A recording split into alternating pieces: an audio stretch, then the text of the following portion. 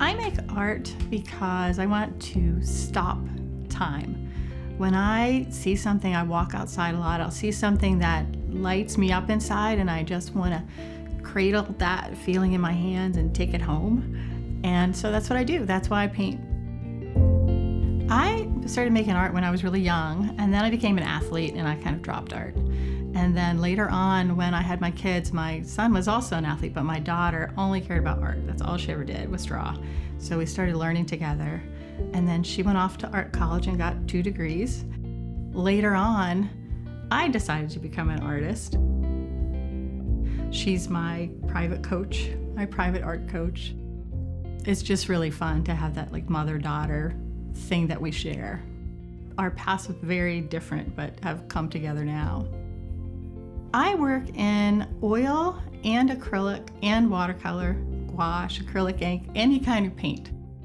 I can't give any of them up. I like them all. Oils are really buttery and you can really make like a very sort of 3-dimensional feeling. And I like acrylics and the water media because you can get these beautiful translucent colors and then lay them on top of each other, and the light bounces through the color and it hits the white of the canvas and bounces back. So you get this sort of stained glass kind of clarity in the color.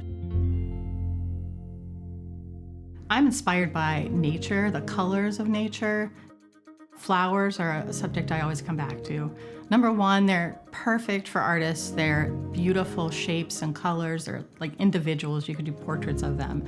But also, when I was growing up, I worked for my aunt and uncle and spent a lot of time at their place. And they had a nursery, a landscape nursery and greenhouse, and 52 wooded acres. And so I was there more than I was at home.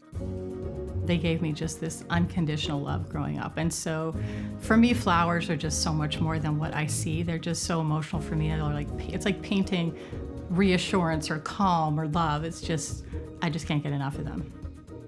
Art's not like a job to me. It's just the way I live. So it's not something you retire from. It's just, a way of life, and it's a really fun way of life. So I will never give it up.